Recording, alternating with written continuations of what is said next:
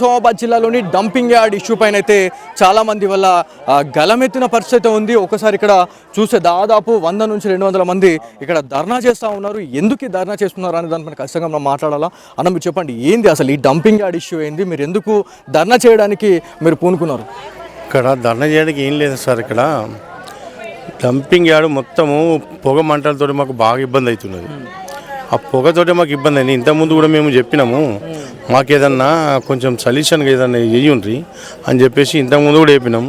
అది వాళ్ళు ఏం చేస్తలేరు, అంత నిర్లక్ష్యమే ఉన్నది, ఎవ్వరు పట్టించుకుంటూ లేరు. ఆల్రెడీ మేము ఇక్కడ ధర్నా చేస్తున్నాము. ఆల్రెడీ కమిషనర్ సాబ్ వచ్చిండు, పోయినా మాట్లాడినాం. అక్కడ కమిషనర్ ఏమంటుండంటే మీకు ఏం కావాలో చెప్పుర్రి, అది చేస్తా. కానీ వేరేది నేనేం చేయాలంటే మేమేమంటున్నామంటే, ఇప్పుడు నీతోటి ఎల్లకాలం మేము ఇదే కొట్లాట ఉంటున్నది. పొగచ్చుడు బంద్ చేసుడు మాకు శాస్త్రంగా పరిశీలన కావాలంటే దీన్ని మొత్తం తీసేయాలి.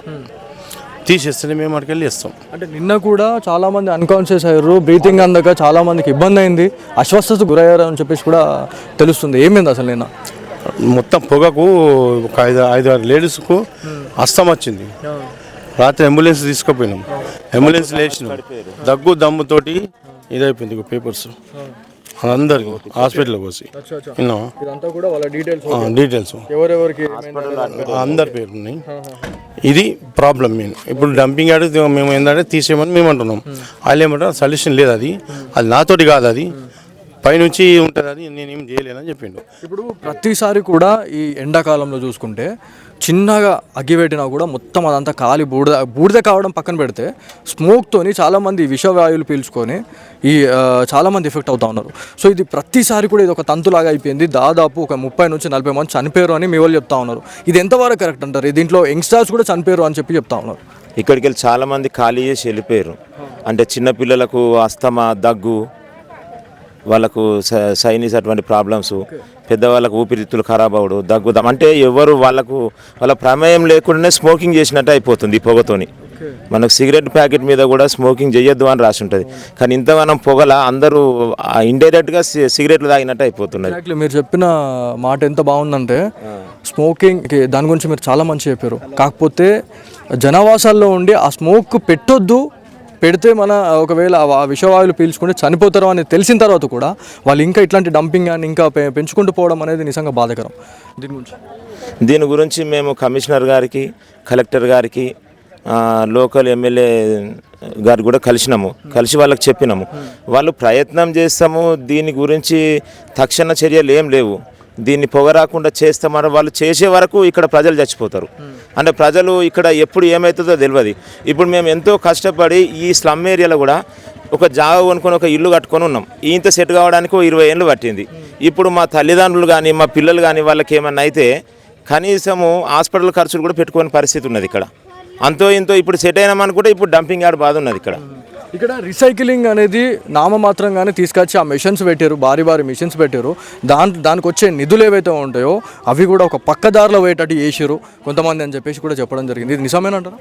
సార్ చేస్తున్నాము అంటారు, వచ్చింది అంటారు, అది వాళ్ళు చెప్పింది రావడానికి నెలల టైం పడుతుంది, ఆ వచ్చింది ఫిడ్ చేయడానికి సంవత్సరాలు పడుతుంది. అసలు ఈ రీసైక్లింగ్ అనేది జరిగిందా ఇన్ని సంవత్సరాలు? అంటే జరిగింది అంటే మేము బండ్లు ఆపి ధర్నా చేసినప్పుడు ఒక వారం 10 రోజులు ఏదో సుట్టపు వచ్చి చేసిపోయినట్టు ఒక వారం 10 రోజులు పనులు చేస్తారు, మళ్ళీ బంద్ చేస్తారు. అక్కడ తర్వాత మళ్ళీ ఒక్కటే కాదు, ఎండాకాలం పొగ, వర్షాకాలం చలికాలం విపరీతమైన దుర్వాసన, అసలు దమ్ము తీసుకోలేకపోతున్నాం. అంటే వీళ్ళకు అంటే ప్రజల ప్రాణాల మీద లెక్కలేదు. అంటే డంపింగ్ యార్డ్ ఉన్నది అక్కడ ఉండే 60 డివిజన్ల నుంచి డంపింగ్ చెత్త తీసుకొచ్చి ఇక్కడ పడేస్తున్నాం. అంతవరకే వాళ్ళు చేతులు దులుపుకుంటారు. ఇక్కడ ఉన్న వాళ్ళ ప్రాణాలు కాదు, వీళ్ళు మనుషులా కాదా అన్న విషయం ఎవరు గమనిస్తలేరు. ఇంకొక విషయం, నేను ఇక్కడికి వచ్చినాక మాట్లాడితే చాలా మంది చెప్తా ఉన్నారు, ఇక్కడ ఈ రోడ్ ఏదైతే ఉందో ఈ రోడ్ పైన కూడా ఒక టార్గెట్ లాగా నడుస్తూ ఉంది. అంటే వాళ్ళకు ఒక టైం పీరియడ్ అనేది ఉంటుంది. ఆ వెహికల్స్ ఏవైతే ఉంటాయో చాలా అతివేగంగా వచ్చి వేరే వాళ్ళని హిట్ చేయడం జరుగుతూ ఉంది. గుద్దేసి కూడా పోయినారు.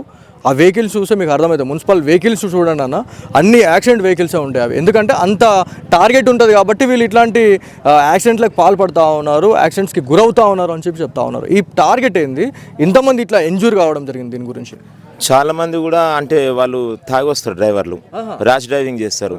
ఎన్నోసార్లు మేము మాట్లాడించినాం, అన్న మెల్లగా ఉండ్రి, పిల్లలు ఉంటారు, స్కూల్ పిల్లలు ఉంటారు, అంటే కనీసం మేము చెప్తే ఆటోలో అని వింటారు కానీ ఈ డంపింగ్ యార్డ్ వాహనాలు మాత్రం వినరు. అంటే ఇంత క్లారిటీగా మీరు మాట్లాడుతూ ఉన్నారు తాగేసి వాహనాలు నడుపుతారు అని. అంటే ఒక ప్రభుత్వ ఉద్యోగం చేసిన బట్టి వ్యక్తులు వేయాలా ఈ మద్యం తాగి వేయాలా ఇట్లా తప్ప తాగి నడిపితే మరి వేరే వాళ్ళ పరిస్థితి ఎట్లా ఉంటుంది అంటారు? మరి వేరే వాళ్ళు చెప్తున్నా కదా సార్, నేను ఇప్పుడు ఆటోలలో మేము కంట్రోల్ చేయగలుగుతాం, చెప్తే వాళ్ళని వింటారు ఆటోలలో బైక్లలో మా వాళ్ళు, కానీ ఈ మున్సిపల్ వాహనాలు మాత్రం వినరు వాళ్ళు.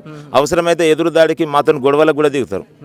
చెప్పినంత మాత్రం నేను సుట్టపుగా వచ్చి ఆడ ఏదో పనులు చేస్తున్నాము, బయోమైనింగ్ చేస్తున్నాము, ఏదో మట్టి వేరు చేస్తున్నాము, చెత్త వేరు చేస్తున్నాము, తడి చెత్త పొడి చెత్త అంటారు. అదో వారం రోజులు నెల 10 రోజులు నడుస్తుంది, మళ్ళీ తర్వాత మళ్ళీ యథాతథిగా ఉంటుంది, అంతే యథావిధంగా ఉంటుంది. ఇప్పుడు ఈ ధర్నా ఏదైతే ఉందో ఇది ఇవాళ నుంచి స్టార్ట్ చేయడం జరిగింది. ఎన్ని రోజులు అంటే ఈ పరిష్కారం వచ్చే వరకు ఇది ఇంతే ఉంటుందా, లేకపోతే ఇవాళ వేసేసి మరి పక్కకు జరుగుతారేమన్నా? మేము ఇక్కడ నుంచి జరగాలంటే మాకు శాశ్వత పరిష్కారం కావాలని చూస్తున్నాం. డంపింగ్ యార్డ్ తీసేయాలని మేము డిమాండ్ చేస్తున్నాం. ఎవరు రావాలనుకుంటున్నారు మీరు ఇక్కడికి? మాకు డంపింగ్ యార్డ్ చేయాలంటే పై అధికారులు ఎవరు స్పందించినా కానీ ఇక్కడికి వెళ్ళి డంపింగ్ యార్డ్ తీసేసే పరిస్థితి ఉంటే బాగుంటుంది.